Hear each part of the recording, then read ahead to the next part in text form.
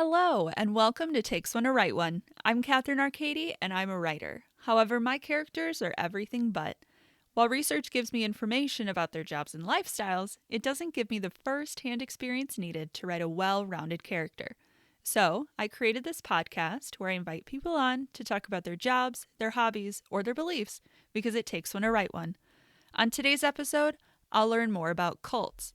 However, before we begin, I want to take a moment to acknowledge that this series covers deeply personal and difficult topics, including coercion, trauma, physical assault, psychological manipulation, spiritual abuse, emotional abuse, sexual abuse, self-harm, suicide, and gaslighting.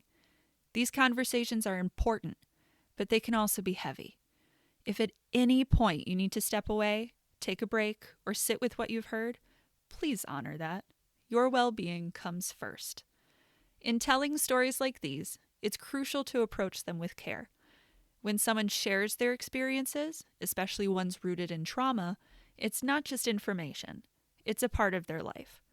We are here to listen, not to judge or to speculate. In this series, my guest has chosen to remain anonymous, and that choice should be respected. Survivors of high-control groups often face risks even after they leave, and their safety, privacy, and comfort matter above all else. I invite you to listen with empathy and with an open mind. Stories like these are not just about the past, but about understanding how manipulation happens, how people survive it, and how we can create a world that supports those who break free. With that in mind, let's begin.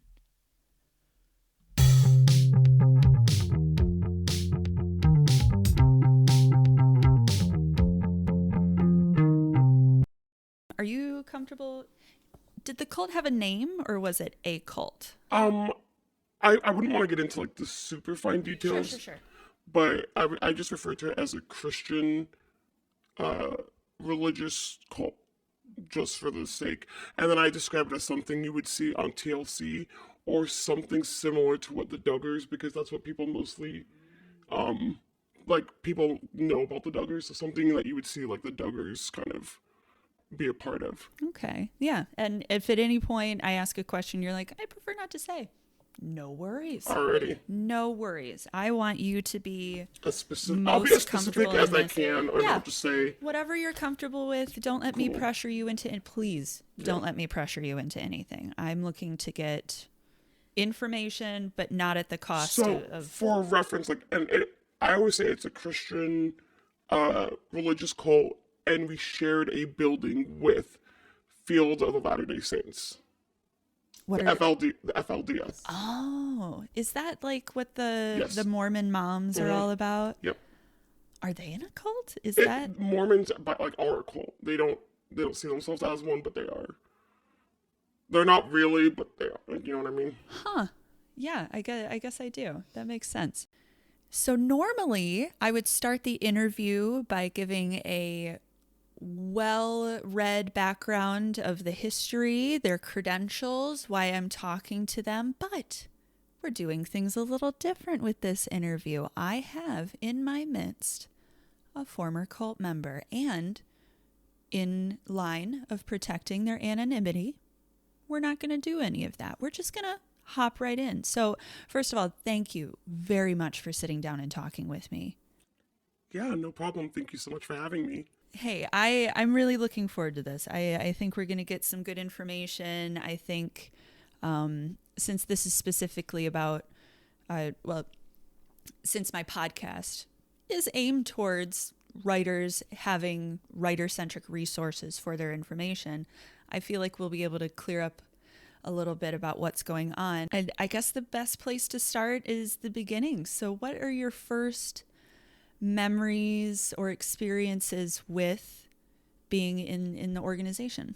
Yeah, so it's a little bit different for me because I was actually born into a cult. So there is a joke in cult life that nobody joins a cult because in their right mind, psychologically speaking, nobody's like, oh, a cult, let me join it. You know, people think they're joining either a religion or a social group or, some kind of social circle that seems to be a legitimate organization or atmosphere that is a group of people that are like minded and have the same kind of goals or values that they share.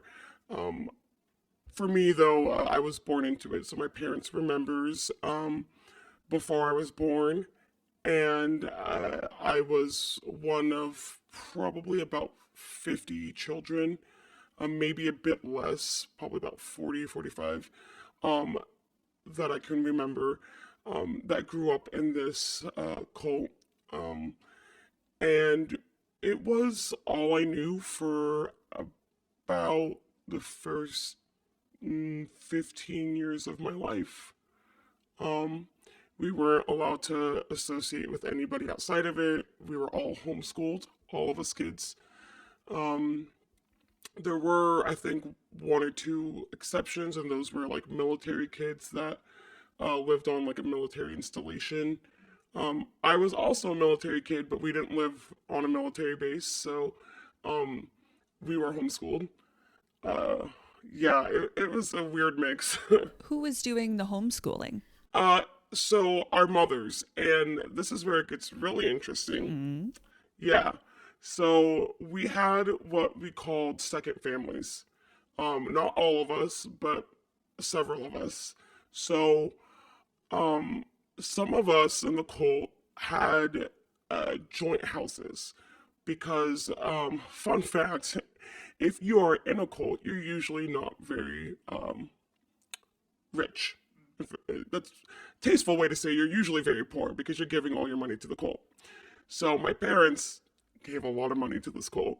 And we didn't have much money to begin with, but a lot of it went to the cult because in your mind it's going to God. And if you give to God, he gives back, right? Like that's the whole mentality. Um, Spoiler alert, he never gave back. But you're gonna see it in heaven or whatever. Um, so we lived with another family. So it was two sets of parents and double the amount of siblings. So I grew up with six sisters. Wow. Yeah, and four parents. So I called their mom mom and their dad dad, and my mom mom and my dad as well. So I had four parents, six sisters, and their parents were allowed to punish us, and my parents were allowed to punish them. And yes, the punishments were beatings because it was a very literal take on the Bible. Spare the rod, spoil the child. So it was everything was very biblical. Everything was extreme. I mean, literally biblical. Any wrongdoing, any sin, we would get physically beaten, and then we had to use um, the verse reference book that we would have to find a Bible verse that referenced the sin we committed, whether it was lying, being rude to our sibling, dishonest, being disrespectful to our parent, and we'd have to write something like a paragraph or a paper about the sin we committed and how it was a trespass against our parents, our sibling, and or God. So it was a very religious upbringing. So I imagine in an unfortunate circumstance, you got really good at knowing the Bible verses. Even now, as horrible as it sounds, I find myself referencing the Bible. Actually, last night I was watching The Handmaid's Tale with a friend, and I found myself quoting the Bible, and my friend was like, "Are you saying the scripture?" And I was like, "Yeah, it's a unhealthy habit." Um, it just stuck with me. I mean, it was instilled with you. Oh yeah, for years. I actually know the Bible better than my a distant family member who's a pastor. Now, with sins, they're, don't lie, don't steal, etc.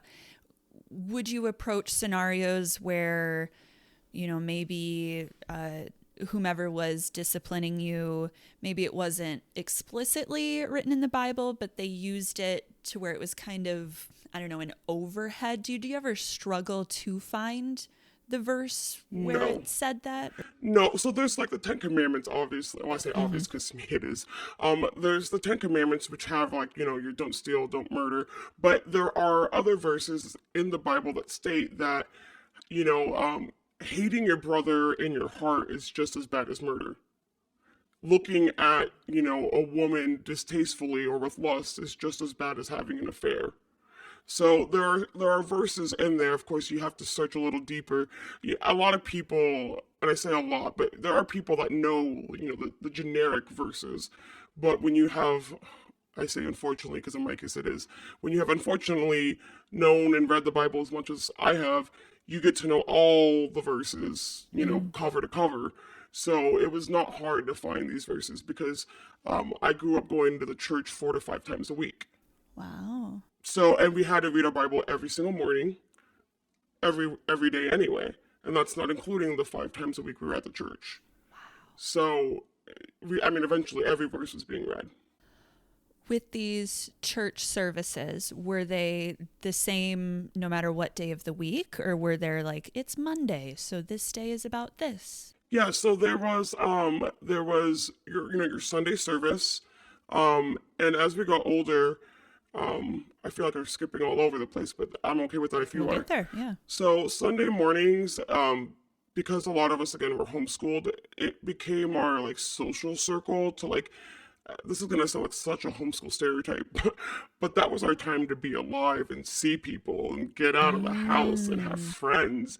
So Sunday was like we wanted to stay for both services, the morning and the afternoon, because that was the time to have fun. So my sisters and I would ask, can we stay for both services? Because the morning service we would go to the adult service. Once we hit like junior high, high school age. Before that, we were too young. We'd stay in the kids service. But once we were in middle school, we were old enough to be told we could go to the adult service. What's the difference between the kids service and the adult service? Kids service is tailored more to the age.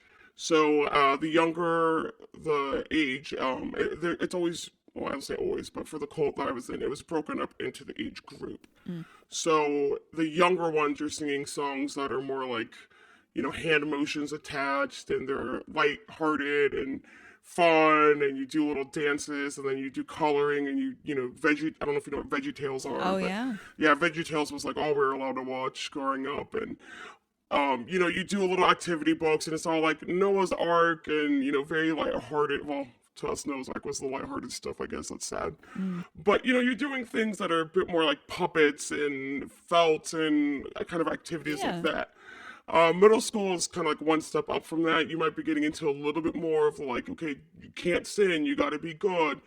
And then high school is like, all right, now you're going to hell. Like now you've got the deep stuff coming at you. You've got the whole repent, you're being condemned for things and all this. Honor your parents, honor thy father and mother, and Sodom and Gomorrah and all that stuff. So you adopt a lot of guilt the older you get. Oh yeah, a lot more responsibility.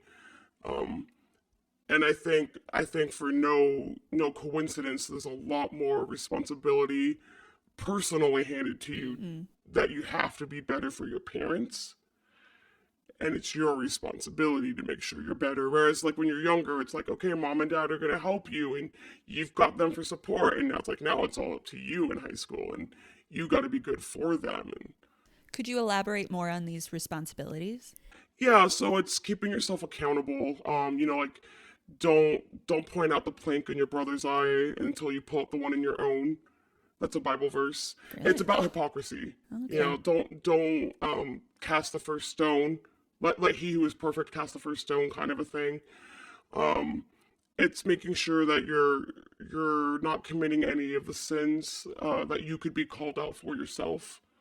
Again, the sins that we think are overt, which are also covert. So you could say, like, "Oh, I've never murdered anybody." Okay, well, have you hated on your neighbor? Have you ever envied somebody? Have you ever been jealous? Have you ever cussed somebody out? Have you ever lusted after somebody? Because those sins, according to the Bible, are just as bad as having an affair, as murdering somebody, as cheating on somebody. So it's all on the same level, Mm-hmm. no spectrum of like Mm-hmm. little white lies, like Mm-hmm. Yep. any. Ironically, those do not apply to some of the Old Testament verses, like the homosexuality verses and the shellfish verses and the cloth verses. Mm. Yeah, those are the ones that get ignored. Why is that?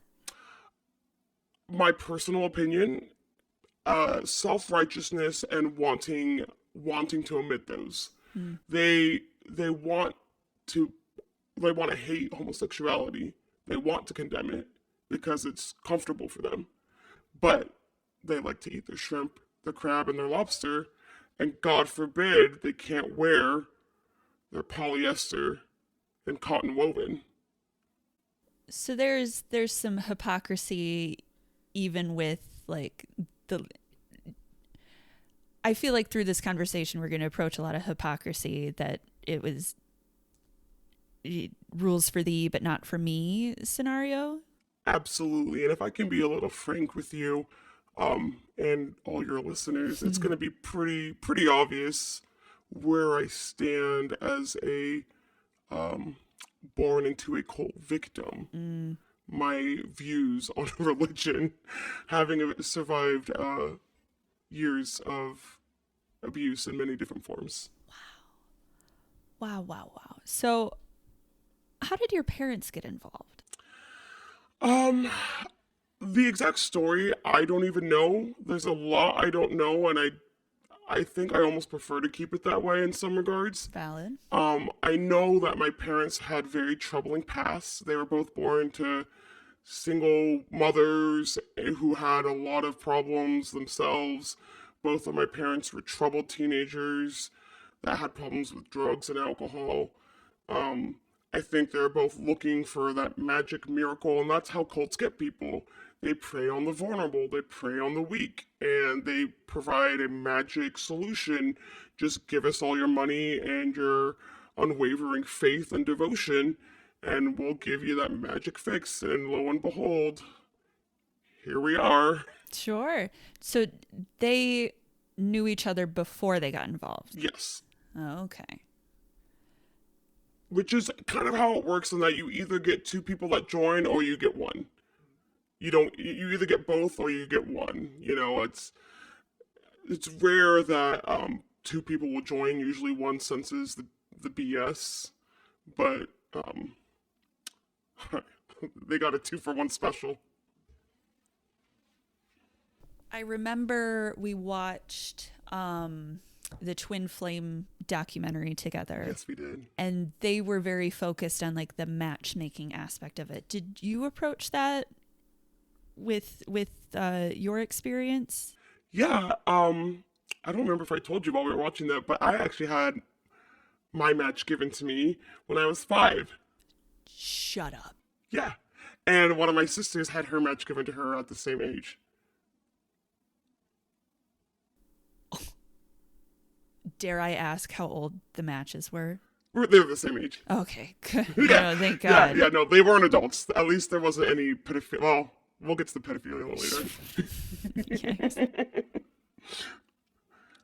So, the mothers were teaching homeschool. Yes. Is that where you originally learned like? My homeschooling was all religious based. The curriculum should not have been allowed. There was no science, and the history was, what's the word? Questionable at best. Obviously, there was no evolution allowed. It was creation based. The Earth is only currently 2,025 years old. The curriculum in itself taught spanking and timeouts for disobedient children. It taught beatings were acceptable. It taught the rule of thumb. If you don't know where that saying comes from, No, I don't. yeah. So if you know the phrase, "Oh, the rule of thumb," Right. Yeah, that saying comes from the Bible. You are legally allowed to beat your slave, your wife, or your children with a stick, so long as the width of the stick is not wider than the width of your thumb. For the listeners, Katie is currently speechless, jaw dropped. Uh, well, I'm going to rethink using that idiom ever Yeah, I stopped again. using it. Wow. Yeah. I mean, growing up, I used it because I thought that was socially acceptable because Sure. the rule of thumb was just how we grew up. Right. I thought everyone used rule of thumb, knowing where it came from, thinking that was just life. But you can beat your slave, your wife, or your child. And yes, that does mean that Christianity, and the cult I grew up in at least, and in the Bible, uh, is okay with slavery. We have a lot to unpack here. My goodness. Sorry. No, Sorry for my childhood. you're welcome. Sort of thing. Let's get back to Yeah, the let's church rewind. services. Yeah. What would you experience in these church services? Oh man, yeah, we stopped on the Sundays. We didn't even get all the way to the other days of the week. Yeah. Oh my gosh, yeah. So Sundays were your church services, and then we had youth service, we had Bible studies. My sister and I we did we watched the children during the adult weekday services. So every day of the week was something different. Just to go back and answer that Yeah. question. Um, During the Sunday service, is that what you're asking? What we would see? Yeah, I guess. Are you talking about adult service or? Both. Sure. So adult service always started with worship, and then prayer, and then during worship at the end would be your tithes and offerings. That's when you're supposed to give Oh, ten yeah. percent of your earnings. After that, there would be, yeah, like I said, the prayer, and then you would get your sermon from the pastor, um, and then another prayer. Then you go about your business, and by go about your business, that usually means because it's a cult and not a typical church. There'd be breakfast, and you would stay and gossip. Who's there, who didn't show up, why didn't they show up, why don't you think they showed up, because that's always a different reason. Um, whose wife isn't there? Is she sick? Is that what she said? All the rumors that go around. Like I said, there was only like 40, 45 of us kids, and everybody there, most of them had kids, most of them were married. There were a few that weren't, and of course, those who were single, while there wasn't an official matchmaking, there definitely was. You were most definitely encouraged to date somebody in the church. In fact, my aunt was single, and of course, she was in the cult because my parents were in the cult, and she must have gone out with like 3 or 4 of the single guys in the church. I mean, anyone who was single, you had to at least try to go out with someone in the cult before you were like allowed basically to see somebody outside. And seeing somebody outside. You had to bring them to church. In fact, if you dated somebody outside the church, because we called it church, right? We didn't say, oh, Yeah. bring them to the cult. Like if you said you were seeing somebody and we didn't know who they were, they'd be like, oh, why haven't you brought them to church yet? Mm, Why haven't we seen them yet? Like, they would shame you for it. And it wasn't just like, oh, why haven't we seen them? It'd be like, there was a lot of guilt and shame attached to it, a lot of accusation. it's a powerful tool. I've been to church services, assumedly not cult related church services. Would anybody who's been at a church service be able to find similarities with the church services that you attended? I'm sure on the surface there would be a lot of similarities. You could go to church and be like, oh yeah, we've prayed and done worship and did tithes and offerings, did a sermon, and then wrapped it up with, conversation and even breakfast or, bagels, donuts, coffee, whatever. I think the difference lies in the networking and community. And I'm not saying it's wrong to have community. I think there is a level at which it becomes concerning. Mm. You should be allowed to network outside of it. You should be allowed to have accountability outside of it. You should be allowed to have your children have friends outside of it. You shouldn't be held to a prison-like environment where when you talk about friends that exist outside as an adult, that other adults are questioning your commitment. I found this out later as an adult, but my dad had told me that when he started talking about like some of his coworkers, that other adults in the cult were actually like questioning him, interrogating him, and condemning him for hanging out with coworkers because they would lead him astray. What what was the view with working? I'll assume he was working outside of the church, like having an unrelated job. My dad was in the military, Oh, okay. so hanging out with coworkers is basically just doing his job in the military. Sure. So the members of the church, what sort of jobs did they have? Was it normal jobs or Yeah. was it jobs specifically in the cult? No, I'm a little bit of both. So there, obviously, we had like a little bookstore that nobody would ever go to unless you were in the cult. There was a cafe that nobody would go to unless you were in the cult. So they had like their little jobs that we later found out were only funded by the members of the cult. Fitting. Right. But they all worked their own jobs. But you weren't allowed to talk about them. You weren't allowed to socialize with them. You weren't allowed to have relationships or have any kind of life outside of the cult. You're only allowed to make money to give to the cult. I see. Yeah. I don't have firsthand experience with that because I was a minor. Right, right. But anything you made had to be given to the cult. And I can say as a minor, unfortunately, I did have to give something to the cult. And that gets back to some unfortunate illegal stuff. Abuse. Oh no. Yeah. So you mentioned tithing with 10%, which is kind of typical to when I belonged to a church. It was typical. I'm sure it was far more than 10% pretty often. Yeah, so I later again found out from my dad that the 10% you were supposed to give did not include allegations or claims, I guess is the more accurate word, that they were going to have a new building that never came about. So it was always, oh, we're going to get a new building, we need like 20%. Oh, we're supposed to start doing this, so we need extra. Oh, we're going to do this for the kids, we need extra. Oh, we're going to start investing in this. So my dad said at one point they were giving up to like 30%. And this went on for years. I mean, this wasn't like a month here or a month there.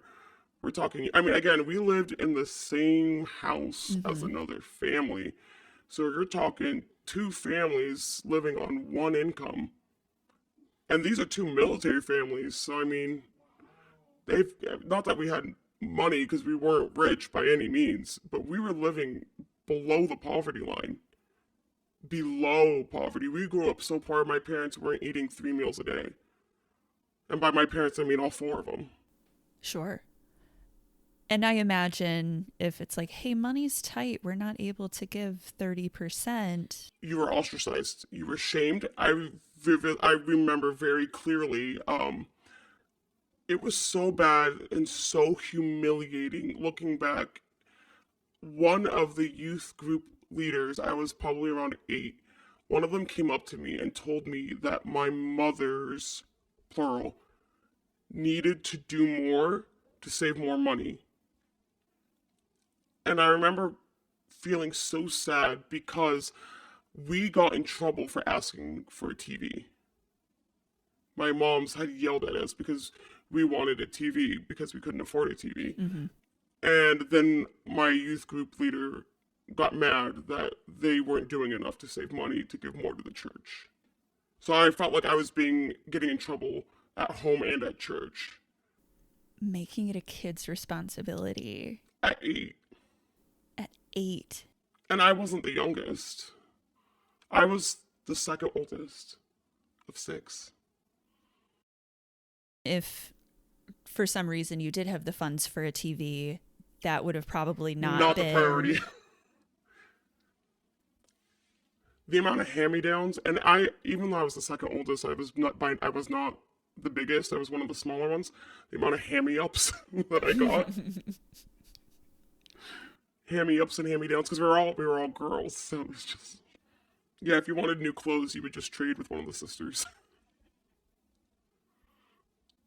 When you, with these clothes, was it retail stores that you went to? Were they made sewn? Retail and military base because there's no Oh, taxes. sure.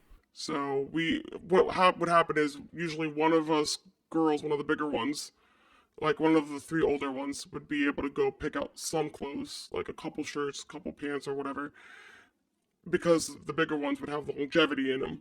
And then as you grew out of them, you just hand them right on down, recycle them, spread them around.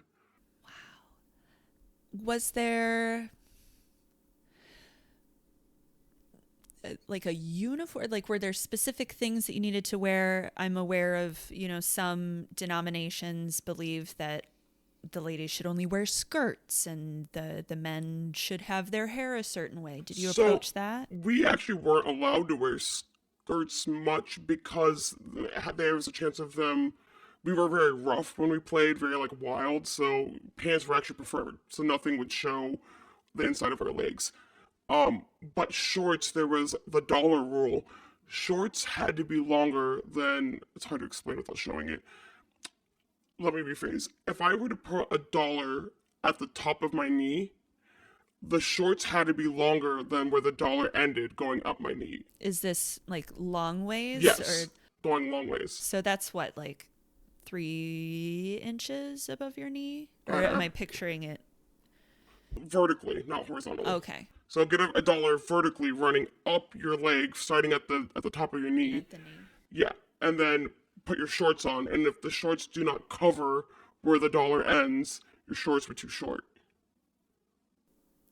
There's an allegory with the dollars and the skin coverage in there. Right? My I didn't think goodness. about that till now. Wow, that's creepy. But Hey, it's a writer-centric podcast, if you will. and then we couldn't wear tank tops or anything that showed our shoulders. So even now, as a grown adult, I'm wearing a tank top underneath my shirt.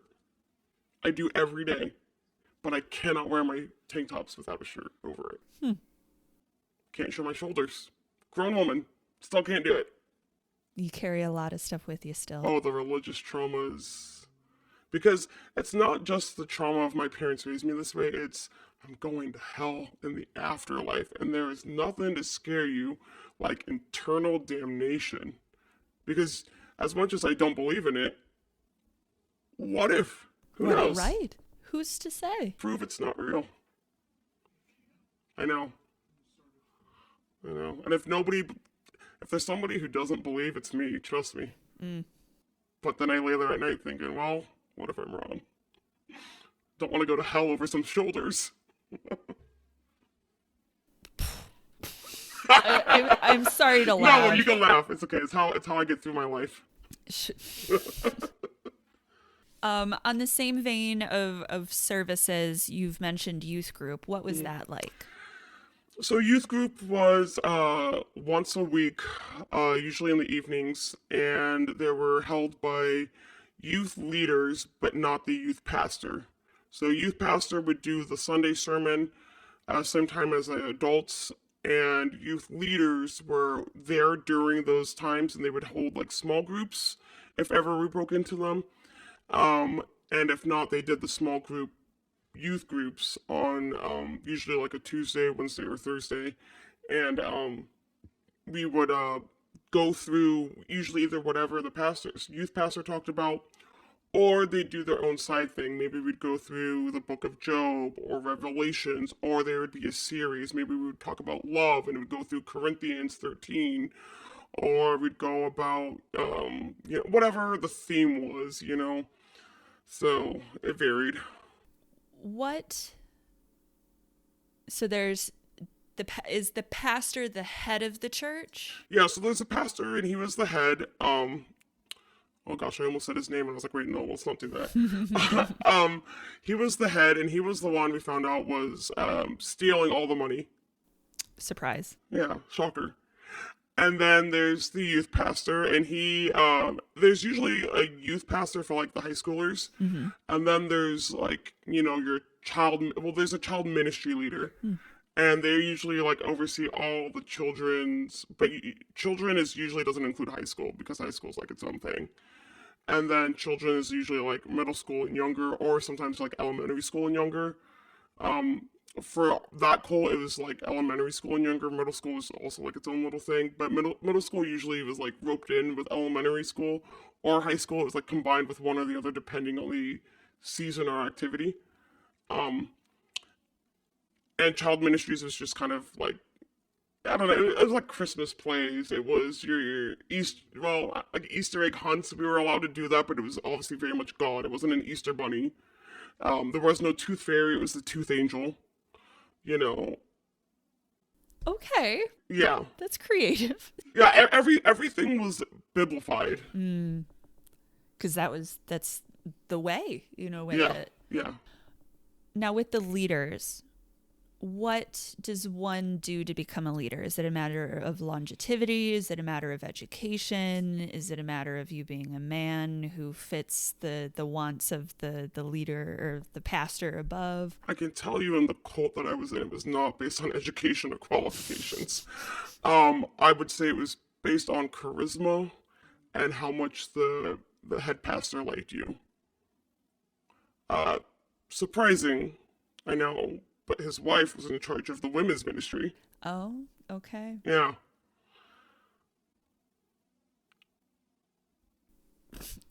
My mind is just being blown the more I know about this. Like, thank you. I'm getting It's ass stuff. almost shocking to find out it was a cult, right? The more you hear about it. Oh yeah, yeah. I mean, I'm sure being in it, it was far different than being out of it and being able to look back. Well, especially again having been raised in it, because again, when you're born into it and this is all you know, imagine what it was like becoming an adult and then getting out of it, and then like getting to know pop culture, getting to watch movies, getting on the internet, and it was like, what is this? And finding out this is the world. Like, oh my gosh, it was scary. It was actually scary.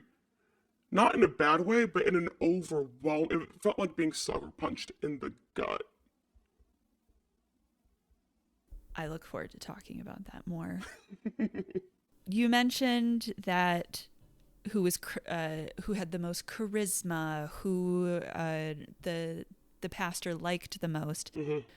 I imagine there was a lot of fawning over and doing whatever possible to get in the good favor of. Yes. So again, things that I learned after. My dad was pretty helpful, and because I had actually approached my dad a couple years ago. So overall, in the grand scheme of thing, rather recently, a couple years ago, and I was like, "Hey, this is a cult, right?" Um, because that was actually the first time I really came to terms with it. I had suspected it was a cult as soon as I became an adult. Really, at 18, I was like, oh, that was pretty culty. But it was kind of like culty, right? It was like, oh, it's culty-ish.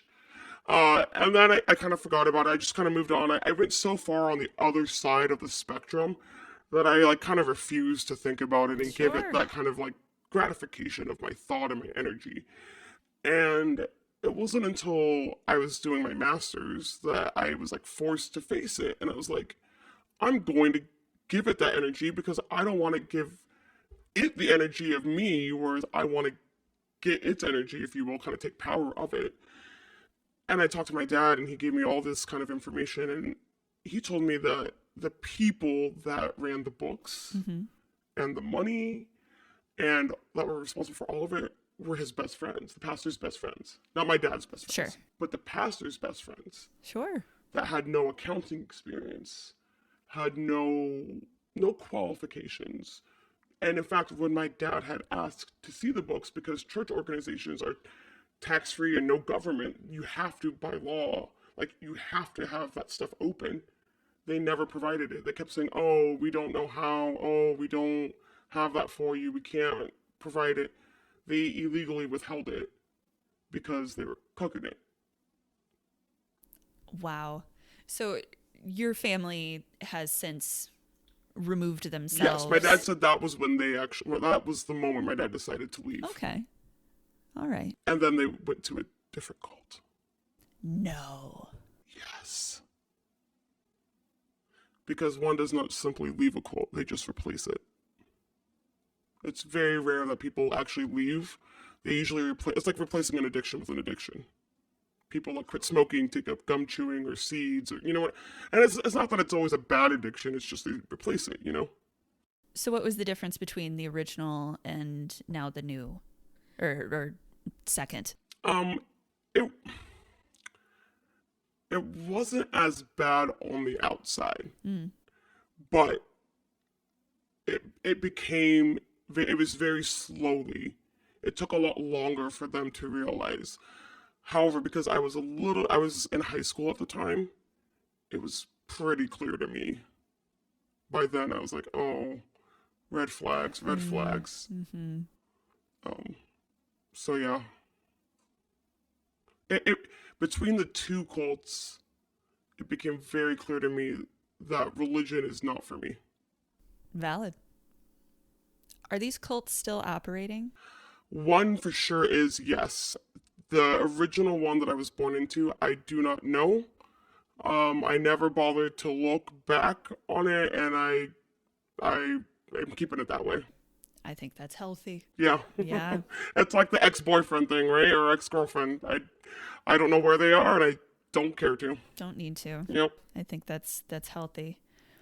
You mentioned at the church services that, or well, oh, that was so long ago. I forget where you mentioned that folk were quote unquote questioning commitment. Yeah.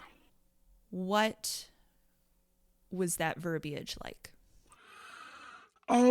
It was so in addition to being there for church, it wasn't just showing up for a service, and it wasn't just a Sunday or a Monday or a Tuesday. It was going there to pull out weeds. It was showing up to cook meals for the other days of the week for the folk that would be there for, you know, the Wednesday night service. It was maintaining, you know, the bathrooms, cleaning. It was the building maintenance, vacuuming the carpets. It was, I mean, you would have thought like we had a responsibility to this building as the members. I mean, we were not only paying money that could have very well hired people to do this or paid for some kind of housekeeping, but because that was going to the pastor's wallet, we were doing that ourselves. But we were being told that, of course, you know, servants of God and maintaining God's house and, you know, all of that good stuff. That sounds like a whole bunch of free labor to keep you busy. It was also child labor because as children, we were doing it. Shit.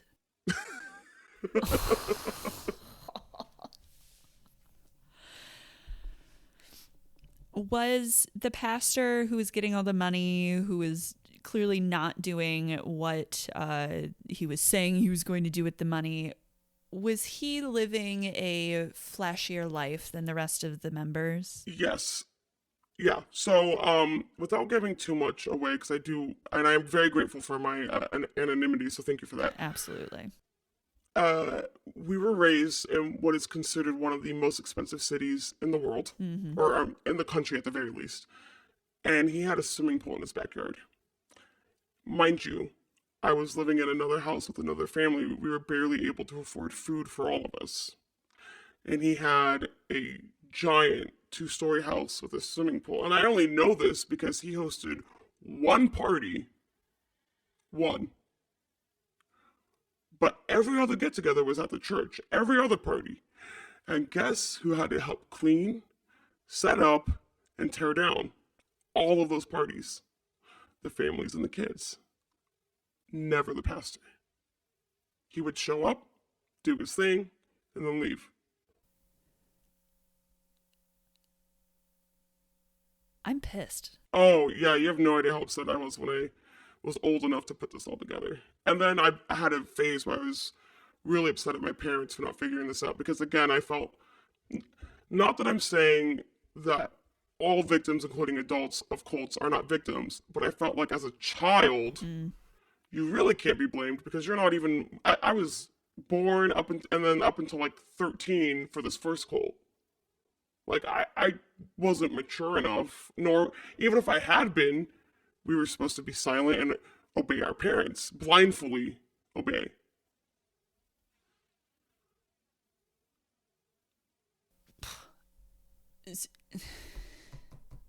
So you were with this group, always doing stuff, always keeping busy, studying, doing XYZ. Mm-hmm.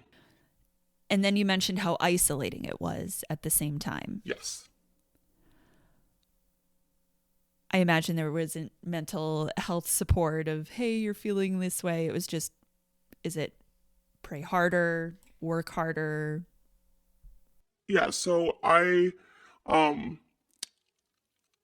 it is related, I promise. Sure.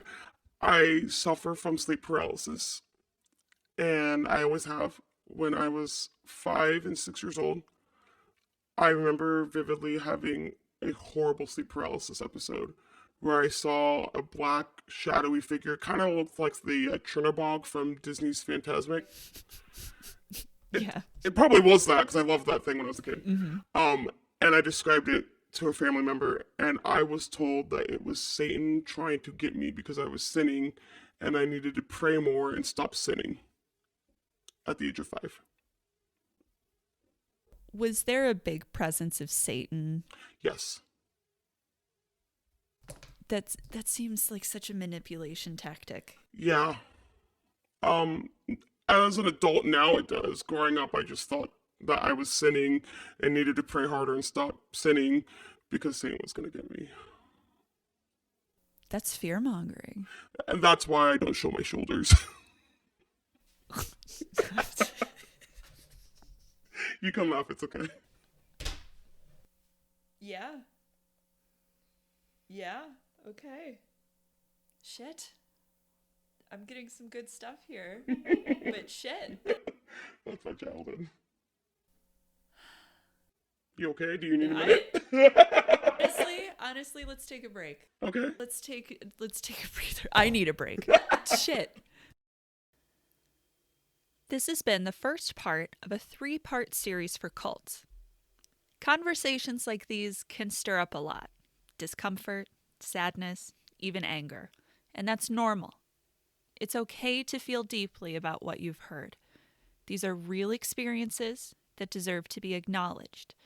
But as we extend compassion to those who've lived through these realities, we also need to extend it to ourselves.